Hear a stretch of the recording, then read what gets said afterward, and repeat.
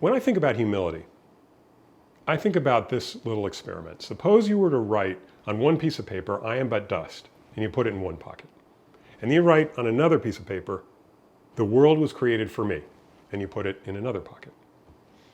And you carried that with you throughout the day. And every now and then you'd reach in and you'd say, "The world is created for me. I am but dust." How would that shape your perspective in the world? Now, when we traditionally think about humility, it sounds a little bit like this. Yeah, I really enjoyed baseball, but I didn't really play on my high school baseball team. Or, yeah, I got to play in college, but I wasn't good enough to go pro. Or, I'm tall and I enjoy being tall, but I'm also really skinny. I can never really put on muscle mass. We kind of treat ourselves and our talents as if it's a zero-sum game. Every time we say we're strong or good in one area, we have to say we're weak or we're deficient in another. We get this idea that if I'm honest about my abilities, I'm showing off or I'm bragging. And yeah, we don't like anybody who's bragging and thinks they're holier than thou. But I don't think that's really what humility is about. I really like turning it inside out. And these two ideas, the world is created for me and I am but dust, help me kind of break that open. If I think the world is created for me, well, on the one hand, it's a gift. The world is created for me, the sunset and the trees and the beauty and the blue sky. Everything that's beautiful in the world, the smiles of my children. But it also gives me a responsibility.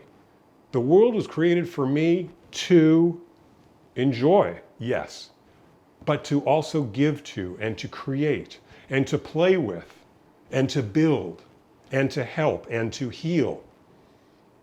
It gives me a sense of what I can do in the world. Now, all of us have special gifts that we alone have. And the world was created for me to give to it those gifts. Now, on the other hand, if we say I am but dust, well, obviously that's true. Someday we will all turn to dust, ashes to ashes, dust to dust. But it also reminds us that we're on a planet with 7 billion other people, and we have to share our place with those. And we have limitations. Now, those limitations aren't necessarily weaknesses. If I need to move my car, I can't pick it up. If it's not starting, I got to call a tow truck. That's a human limitation. It's honest. There's a humility in picking up the phone and not trying to pick up, a 2-ton automobile. We see our weaknesses as something to be ashamed of or embarrassed about, but what if we just accept them honestly and say, I can do this much, but I can't do more. I need help. I need to connect with other people. I need to pick up the phone or reach out in some way. Isn't that giving us a truer sense of what we can do than some zero-sum game saying, on the one hand, I'm equal, but I'm also not, lest you think I'm too big for my britches? So that's, I think, what humility does for us. It gives us a true sense of who we are, both what we can contribute to the world and the gifts we have to give to it, and what we get to enjoy from it, and also where we need to connect with others and where we need to step outside of ourselves because we are limited and there is only so much we can do. So try that one day. I am but dust. The world was created for me. And let me know what that's like.